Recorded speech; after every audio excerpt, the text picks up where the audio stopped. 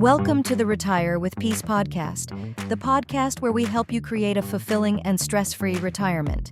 Each week, we bring you expert advice, practical tips, and inspiring stories to help you plan and live your best retirement life. Whether you're nearing retirement or already enjoying your golden years, this podcast is here to support you every step of the way. Let's embark on this journey together and discover how to retire with peace. Welcome back to the Retire with Peace podcast. As always, I'm your host, Dave Zegel. In this episode, we're going to talk a little bit more about online fraud and scams, but we're going to bring in a guest that we've had on before. In our previous episode, we talked about how online fraud and just scams in general are increasing, especially with artificial intelligence. But there's some things you can do in terms of being aware and also setting strong passwords, two-factor authentication, lots of basic steps we can take to prevent fraud and scams from happening to us. So I want to do a replay of our interview with Kathy Stokes of AARP as she brings her expertise and experience to us to let us know what she's seeing in the world of fraud and scams and abuse and how she thinks we can prevent it individually and also improve upon that just as a society as a whole. So check it out. I am thrilled to have Kathy Stokes here with us. She is the Director of Fraud Prevention Programs at AARP. Welcome, Kathy. Thank you, Dave. I'm so glad to be here. Yes, so you and I got to meet a couple weeks ago, and we had a fantastic conversation. And you've had a lot of positions in the past and wound up with AARP and what is, I think, a fantastic program. So before we dive into the program itself, I'd love if you can share with us what brought you to AARP and then what you're doing now with AARP. I was just talking about this with someone very recently and realized that I have this narrative about how I got to AARP and why I'm doing what I'm doing. And it's not really a narrative. I fit a narrative, let's say, because I started out at the beginning of my career really passionate about public policy, and I pursued that for a while. Ended up getting involved in employee benefits policy when we were moving from defined benefit to defined contribution plans, and all of that chaos was happening, and trying to help employees understand the value of what they had and how to make use of it. And then I was just so fascinated by pension policy that I went to school at night 10 years after college to Johns Hopkins and got my master's in American government and wrote my thesis on retirement income policy in the 21st century. This was back in 97. So it was very prescient, of course. Yes. And then before I even finished that degree, I ended up, I got hired by Ernst & Young, now EY, right? To be part of a large national program where we went out and created and then put together employee education programs for big audit clients, big tax clients, to help their employees understand the value of the retirement benefits they have. So I went from big tower, white tower policy down to on the ground, educating people about how to save for retirement using their employer. And at some point in that journey, I was like, I'm not working for the man anymore. I'm going to go out on my own. And I did for 10 years. I did communication consulting, and I had Ernst & Young was one of my clients. And then I ended up having AARP as a client. And I did a weird 6-month skit with Walt Disney World where I actually had to go to Florida 3 days a week or 4 days a week or something like that. But most of it was virtual, and a lot of it was around, still around retirement, but it was writing, so it was writing blogs or writing papers or writing content for employers trying to talk to employees.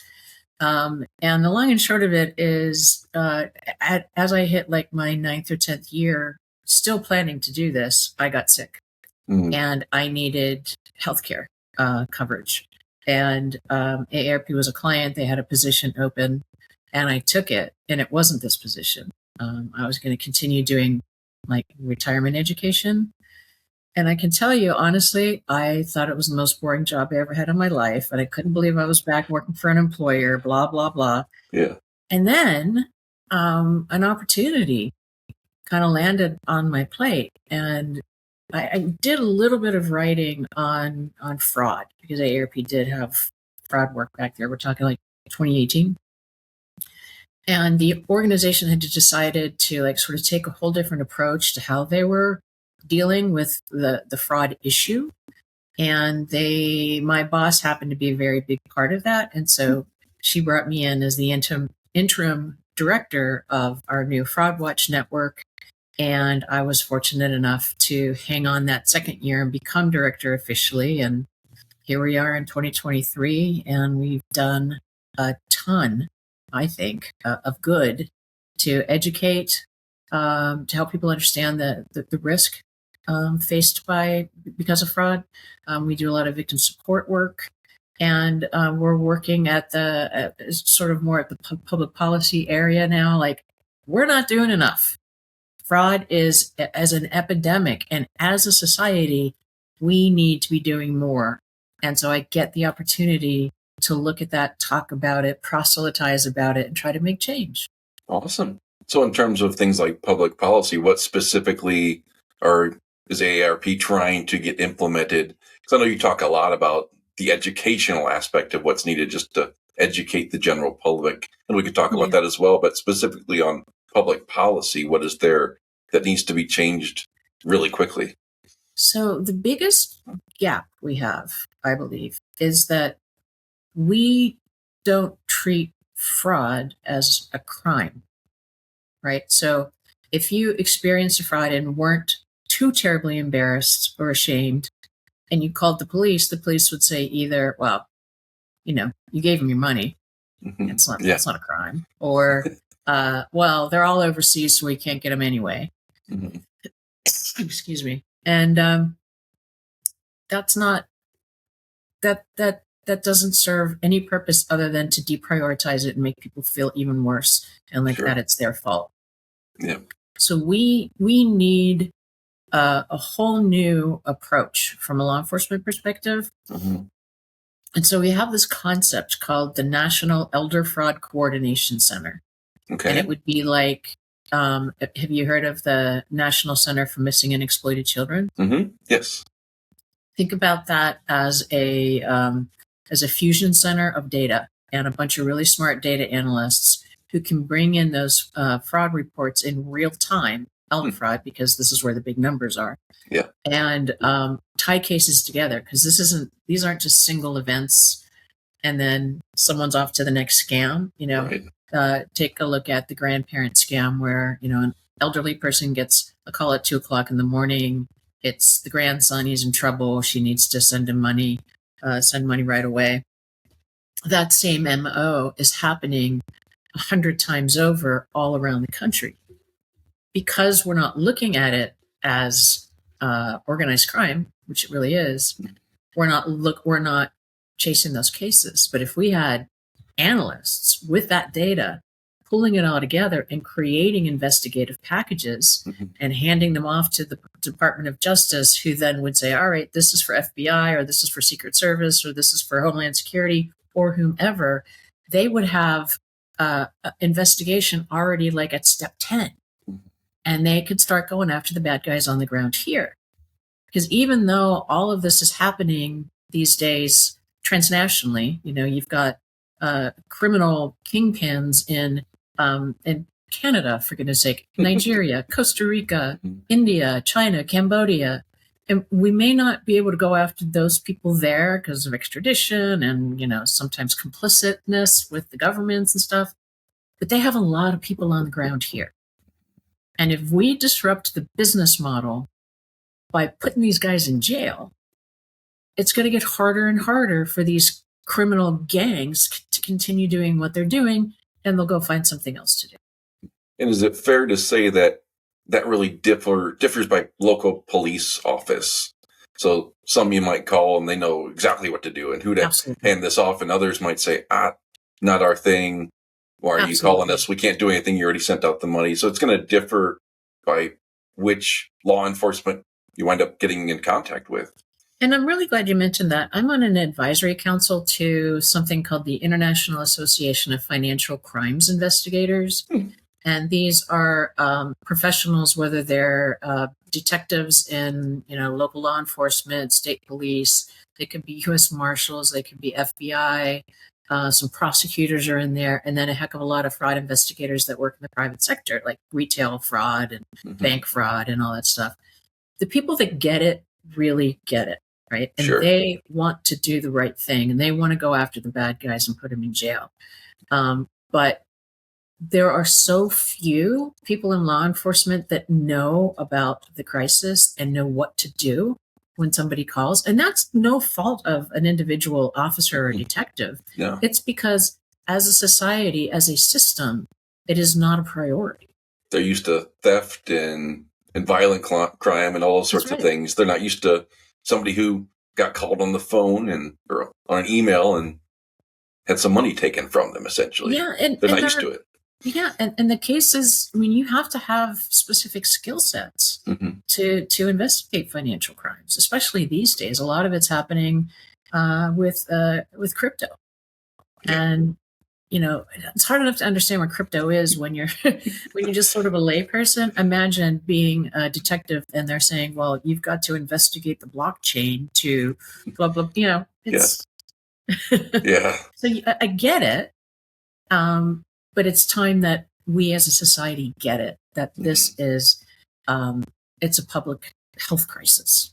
People are dying. Sure. People are being left completely penniless, and their families are blaming him, which is an older adult, because they don't understand that the criminals are really good at what they do. They just think that mom did something stupid, and we've got to change that. Yeah. So let's talk about the victims a little bit, or maybe talk about them a lot, because we're focused more on the elder fraud. But as you've said many times when we've talked, it's not only the elderly that are victims of these fraud cases. We'll talk a little bit about the demographics and how this happened. What are some of the common things that you're seeing that these criminals are doing or using? So I guess first let's talk about the victims themselves, and then some of the things that the criminals are doing that we can make people aware of. So we don't have good data on fraud because of its underreporting and people not calling the police and whatnot. Yeah. But there are enough reports to know that it's risen meteorically over the last 5 years or so. So you look at the Agency of Record, Federal Trade Commission pulls all this data in every year. And they have really cool, it's called a Tableau online, and you can look at the data. When 2019, right, the year prior to us all shutting down for a while, the reports into the FTC suggested that fraud losses were at $2.4 billion that year, which is like, oh my God, $2.4 billion. Well, skip ahead and look at 2022. That number is now $9 billion. Wow. And you look at that $9 billion and recent FTC analysis that says, honestly, we think that only about 2% of people who experience a loss of $1,000 or less report. And we think that maybe only 6% of people who've lost more than $1,000 report. So imagine that $9 billion. I can't do that math. But That's a lot. It's a lot, right? It's a lot. And it's happening to all demographics. And the scams are sometimes the same, but quite often you'll see that a younger adult will experience an employment scam, trying to get a job. Everything's online. We got used to like interviewing online and doing all this. And then there's all these scammers out there trying to make you believe that they're Amazon and they're hiring. And you have to, share sensitive information, social security number, whatever. And all of a sudden ID fraud happens. Wow. Tech support scam. Younger people who are digital natives just, by nature believe everything here, right? Everything on that phone. And so when they get the pop-up that says it's Microsoft and they have a major virus, they're not going to question it. They're going to click or they're going to call. But when it's an older person, it could be, it's me, Jimmy, and I'm in trouble and I need your help. Or, let's say, this well, a lot of older people in this country are nowhere near where they need to be financially for retirement. And somebody comes along and says very, very convincingly that you've just won $2 million on a Mercedes-Benz with the Publishers Clearinghouse. And they need to believe that, because that's going to be their chance to not only make it through retirement, but have generational wealth to pass on. So it depends on the target what the tactic might be. But since we know that younger people experience it and actually report losing money more often than older adults, it can't be because it's just because you're old. Right. If it's a 23-year-old who's losing money to a tech support scam, it's not because he's experiencing cognitive decline. Right. It's not because he's not tech savvy. All the things that we assume about the victim is very ageist. Yep. And because we can just say that's not going to happen to me. It only happens to, the old people who should have known better, but who don't know technology or won't hang up the phone. All of those things are fallacy. Yeah. It's fallacy. But we allow ourselves to think that. And we think it'll never happen to us. So we don't do anything about it. Yeah. So when you talk about specifically the elder fraud, and like you said, there's a lot of misconceptions about that. It sounds like they underreport it even more. Maybe there's just a sense of embarrassment there, or maybe they've lost half or all of their life savings, or something awful has happened, and so they're almost too embarrassed to report it. Yes. What happens in those situations? It can't be good, but what can they do, or what? Yeah. I guess let's talk about what can they do if something like that happens, but then also what can they do to prevent it, and how can we educate them around that prevention? Yeah. So ideally, if someone was manipulated into believing that something that wasn't true and money was stolen from them that way, ideally they would be able to contact federal or local law enforcement, and they would, take the report and possibly pursue the investigation. But that doesn't happen today. Mm-hmm. By and large, that doesn't happen. So the victim has no recourse for financial redress. If it's an older victim, the adult kids immediately are like, "What is wrong with mom? I can't believe she thought that was Jimmy. Yeah. Something's going on there?" And so they may not even want to tell their adult kids, because then they're afraid the adult kids are going to, take the keys away, so to speak, Sure. but to their financial freedom. Yeah. And sometimes when these scams, and more often they end up being like these big investment scams, and the individual loses everything. Not only everything they had to live on, but the generational wealth that was there waiting for their kids and their grandkids. And it creates such rifts in families.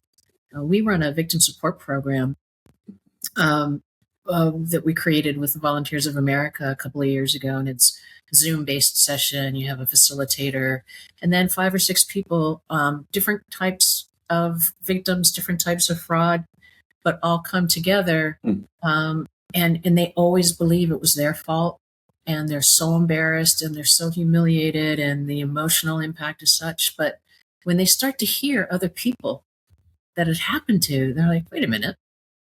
It's not my fault. It wasn't his fault that happened," and just to know that they're not alone is so important. And we hear constantly in those sessions that the families have just been torn apart. Yeah. So what are some things that you're working to educate individuals on, or how can we educate the general public on, if you get an email or a text link or a phone call saying your grandchild's in jail or something like that, Yeah. What do we do? What's the educational piece for people out there on this? Well, one of the things we do know is that if you know about a specific scam, tech support scam, you're 80% less likely to engage with it because you see it coming, right? And if you do engage with it, you're 40% less likely to lose money or sensitive information. So that's why education matters. But we do a kind of a terrible job. And a lot of that is because we never think it's going to happen to us, so we don't engage in the content. Mhm. So at AARP, our approach is getting as much information as we can out there. Facebook Lives, we have the AARP.org Fraud Watch Network page. We do in-person community events. We do webinars and teletown halls, and all these great things. We try to show up everywhere anybody can be. But if you don't think it's ever going to happen to you, you're just not going to pay attention to it. But if we're all talking to each other, and Dave, you get off today and go, oh, actually, I didn't know about the tech support scam, but now I do. Yep. And you go and you talk to your colleagues around the water cooler, Mhm. and the conversation happens, and that awareness builds, and it essentially inoculates us from the scams that we know. So it's Great. important to stay aware. Mhm. It's important to share what we know. And it's important that we change this social narrative and understand that it is not the fault of the victim. These are transnational criminal organized crime, and they've got money, and they've got employees, and they've got scripts. And if one script isn't working, they flip it and they have another script. Sure. And so when people recognize, hey, I know I've heard this scam before. Next step, just disengage altogether. Disengage. Like, don't even bother trying to mess with them or have fun with them or do anything like that. Just totally disengage. So Get off the phone. for all of you listeners who like to mess with the scammers when you know it's a scammer, Yeah. I'm here to tell you that is a bad idea. Okay. And it's because if that's a phone call and you're like, oh, I'm just going to mess with him for a while, so maybe he doesn't have that time to call somebody else, right? Yeah. They're watching the metrics, and your phone number, you pick it up and you talk for more than a couple of seconds, it's a little bit more attractive. If you talk for a couple of minutes, your number is hot and it's getting bought and sold across the dark web. Really? There are lead lists, yes, and you're putting yourself on lead lists by messing with these people. That's interesting. Yeah, I wouldn't have thought the time on the phone would have mattered. I thought maybe they'd take you off the list because you now know better. But it sounds like if you're willing to engage, then you're a possible target for somebody else just because you're willing to talk. And sadly, if you experienced fraud by being on a phone call, now your number's super valuable and you're going to just get pummeled. There's so much re-victimization, different types of fraud, because you're just getting pummeled. Yeah. So I guess step one is awareness, and step two maybe would be, if this comes across, just don't disengage altogether. So, and that's hard, right? I mean, look, we can't trust our phones because of spoofed caller ID. We can't trust email because, how many of us have gotten the fake Amazon email that there was something wrong with our account? Oh, yeah. We cannot trust text. No links in any email or any text. We can't trust social media. We can't trust online ads. So any communication channel we have right now, can't even trust the mail. We're in this horrible situation where we have to be suspicious all the time. And that is not how we are set to be as humans, right? Yeah. And I don't want people to feel like they have to be on their guard all the time and, be afraid and not engage. Knowledge is power. You know about it, you're going to avoid it. You share it, even more so, you're going to inoculate your family, your friends. But we also have to understand that the criminal just isn't good at, making a link look legitimate.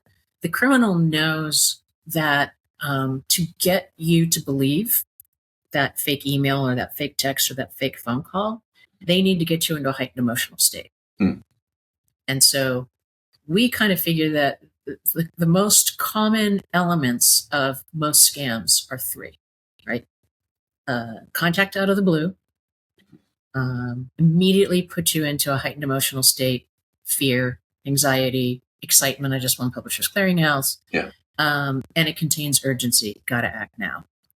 If we can come up with a way to package those three elements to tell people if these come together, that equals scam, and either disengage or don't engage to begin with. That might be a pretty good campaign. Absolutely. Do you remember when you were in like second grade in elementary school and learned what to do if your pants caught on fire? I'll stop, drop, and roll. Yeah, that's stop, right. drop, and roll for fraud. That's right. That's good. You just haven't quite come up with a 3-word phrase yet. No, So I'm going to be working on that. That's good. Yeah. That's awesome. Yeah. So the You more have me back education. on, and when we figure it out, have me back on, and Hey, we'll do. We can share it with your audience.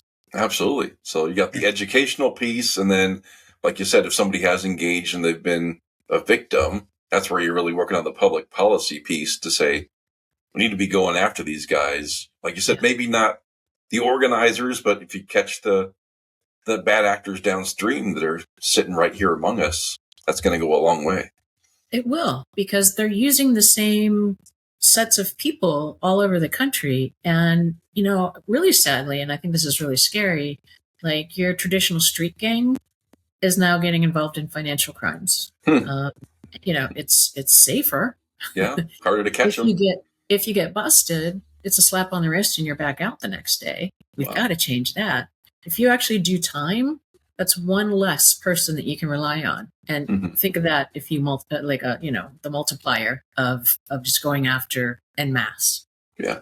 So you're saying gangs that used to be more focused on like local robberies or even maybe drug deals, all that stuff. They're saying, hey, forget that stuff. We're going to defraud because it's easier. Yeah. Have you heard about what's been going on with mail theft?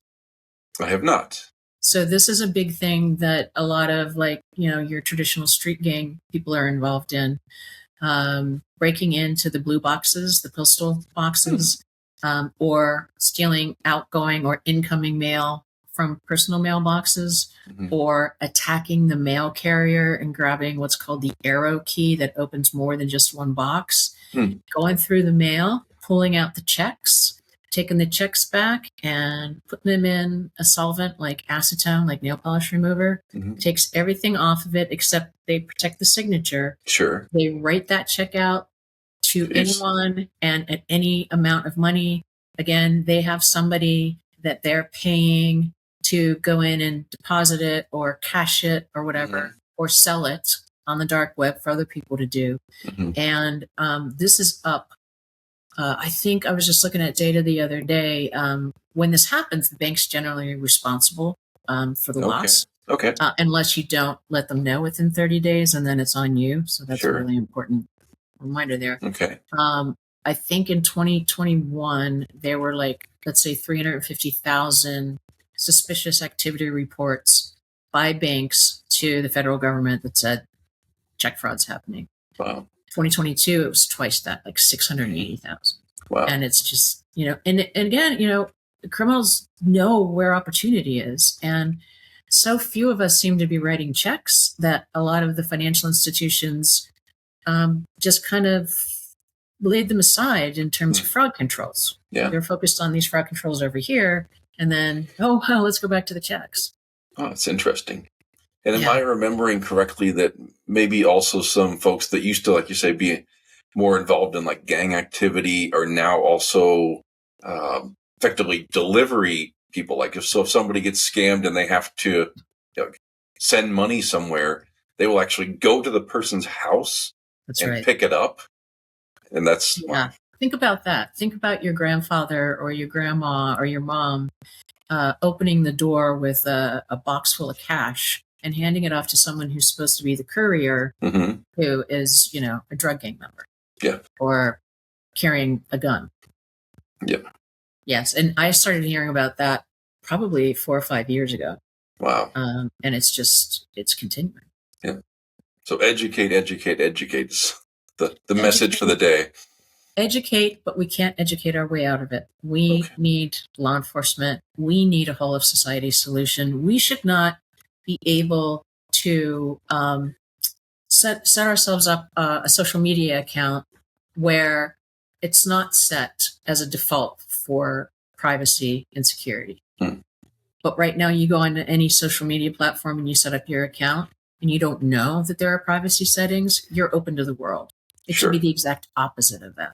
Yeah. You shouldn't be able to buy a piece of technology that doesn't have antivirus, anti-malware, firewall, VPN. I mean, you can't buy a car without anti-lock brakes. Why are we allowed to buy technology that could ruin us financially? Sure. So these are the kind of things that have to happen around. We have to stop blaming victims. We have to give empathy and support. But at the end of the day, it's a whole of society response that we really need desperately. Absolutely. And AARP is really pushing hard to try to help make this happen. And I know you have a hotline that we can use. There's a website.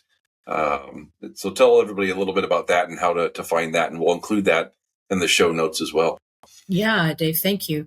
We have a really great webpage, aarp.org/fraud watch network. We have a dedicated writer who's putting up great content, at least on a weekly basis, sometimes more, depending on what's happening. We have something we call the Fraud Resource Center, which is, I want to say, like 80 different tip sheets: tech support scam, grandparent scam, Medicare flex card scam.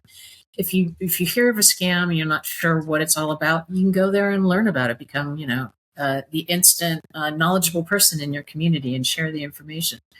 You can sign up for watchdog alerts there. You can get an email or a text. It's the same content, so you choose. Bi-weekly. What's the latest tech support scam or what, cryptocurrency scams? Yeah. And then we have a scam tracking map. You can go and visit it and see what people are reporting. You can even put your zip code in there and see what's happening in your geography. You can report yourself. Not report yourself. Yeah. Yourself can report. Yes. We have a podcast, and you can get to it there, but it's better to get it off of, podcast platform. But sure. The Perfect Scam, and what we're doing with that is it's true crime genre, but it's not about how sophisticated and cool and conniving these con artists are. These are predatory criminals, and this is what they leave in their wake. So we talk to the victims and the victims' family members, and we educate through storytelling. It's fantastic. On the other side, we have support for victims. The Fraud Watch Network helpline, you can call. All of this is free to everybody. You don't have to be an AARP member. You don't have to be of a certain age. The helpline is there to help you determine if something is or isn't legitimate, like that Publishers Clearinghouse letter. Sure. If you just want to call and say, "Hey, I got this Microsoft message on my phone, and I knew it was a scam, but I wanted you to know so you could tell other people." We share that with the Federal Trade Commission. Oh, great! And then, if you're a victim or you're a family member of a victim, you're trying to convince a victim that they're in the middle of a scam and they're not believing you. That's the hardest place to be, frankly. We do everything we can to help you. You talk to a live person. We have probably 200 trained fraud fighter volunteers and some staff that take these calls. And we also have a victim support program, the Zoom sessions. And you can learn about that at aarp.org/fraud support. Awesome. And there's a hotline as well, correct? That's the helpline. Yeah, so the helpline and the number there. So it's not a hotline because it's not like 24/7. It's not like we can connect you to the police right away, but it's a helpline. And it's 877-908-3360. Great. Awesome. Yeah, we'll have all that in the show notes as well. So you don't have to memorize that. We'll have it all out there for you. So, well, Kathy, I very much appreciate you coming on and sharing that with everybody. It's just such tremendously valuable information because it really does start with education, and we'll fix the public policy along the way. But first step is just getting out there and educating people, which is why I wanted to have you on here. And I really appreciate you joining us. Well, I appreciate you, Dave. And, for all your listeners out there, whatever you learned today that you didn't know before, talk about it. Pass it forward. Get home and call mom. We just need to be talking about it. Absolutely. All right. Well, thank you very much, Kathy. Thank you, Dave.